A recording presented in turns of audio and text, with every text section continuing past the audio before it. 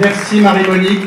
Et oui, je crois que ça va bouger. Vous ne voyez peut-être pas d'ici, mais enfin vous le sentez, mais la salle est incroyablement pleine. Il y a aussi beaucoup de monde ici. C'est vraiment formidable et tout ce que vous nous dites nous appelle à bouger si on en avait encore besoin. Jacqueline Lortiois. Depuis 40 ans, je développe une autre approche, mettre à côté de la dimension économique, à part égale, une dimension sociale. À chaque fois qu'il y a un projet d'emploi, j'ajoute la question des enjeux locaux. Est-ce que c'est bon? Est-ce que c'est utile? Est-ce que c'est adapté aux populations locales et à leur territoire? L'emploi, pour certains, c'est une situation enviable, avoir de l'emploi. Pour d'autres, c'est une quantité, d'où la bataille de chiffres. Pour moi, l'emploi, c'est d'abord une relation entre l'emploi, l'économie et la main-d'œuvre, le social. Parce qu'on prétend que c'est l'entreprise qui crée de l'emploi, donc on l'accueille à bras ouverts, sans discussion. Pas du tout. C'est l'employeur qui emploie, mais c'est le travailleur qui travaille. Donc il s'agit d'un couple. D'un côté, monsieur emploi, mais de l'autre, madame main-d'œuvre, unis ensemble, parfois pour le meilleur, mais le plus souvent pour le pire. Car malheureusement, ce couple est dans un système patriarcal. Monsieur emploi a tous les droits, toutes les exigences, toutes les attentions, et madame main-d'œuvre a tous les devoirs. Elle doit rentrer dans les cases qu'on lui a signées. Et on n'écoute pas ses besoins. C'est pour ça qu'elle porte un gilet jaune. C'est un couple très mal assorti. Europa City représente l'exemple caricatural d'un projet de mariage arrangé, d'un mauvais couple présenté comme merveilleux et en réalité une pure escroquerie.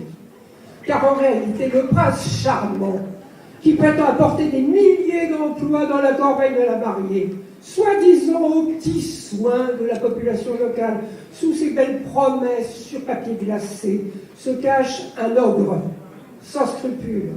Le but inavoué d'Europa City, c'est de faire main basse sur la dot de la mariée, parce que c'est là un patrimoine de terres agricoles d'une richesse exceptionnelle.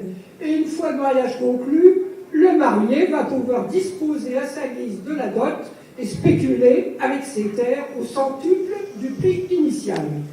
Pour ce faire, on crée une ZAC de 280 hectares.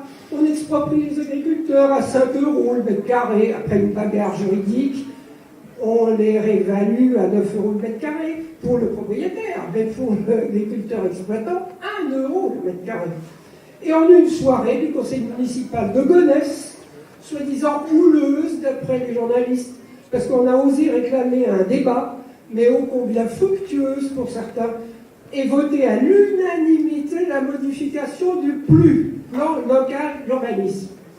Et donc on en reparle le 22 dans 2 jours devant le tribunal. Et le prix passe miraculeusement de 9 € le mètre carré agricole à 350 mètres carrés urbanisable, soit une petite culbute de près de 40 fois plus, un simple jeu d'écriture qui attribue aux spéculateurs la modique somme de 884 millions d'euros de plus-value foncière en une soirée gagnée virtuellement, sans qu'aucun premier coup de pelleteuse n'ait été engagé, sans aucun quart de la moitié du 10e d'un emploi ne soit arrivé sur le triangle de Gonesse.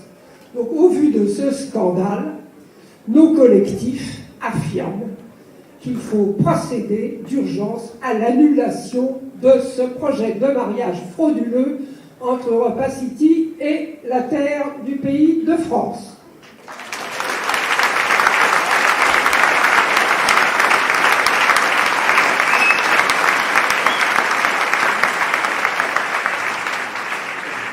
Trois motifs d'annulation de ce mariage contre nature.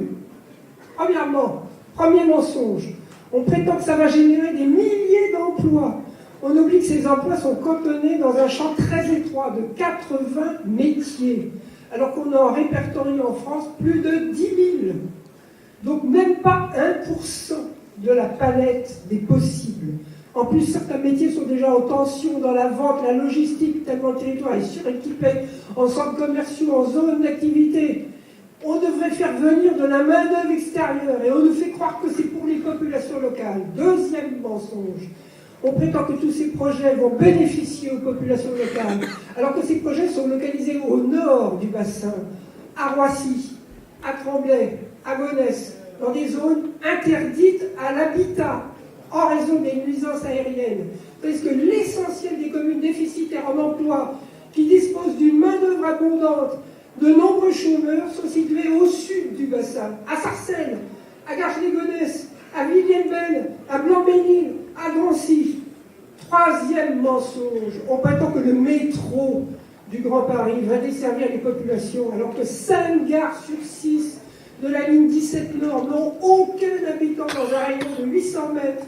Le périmètre habituel pour mesurer l'attractivité d'une gare. Rien que la gare du Triomphe de Gonesse et ses aménagements coûtent 1 milliard de fonds publics, alors qu'elle est à 1,7 km des premières habitations de Gonesse et même à 6 km des plus lointaines. Ce qui signifie que les Gonessiens continueront à prendre le RERD tassés comme des sardines.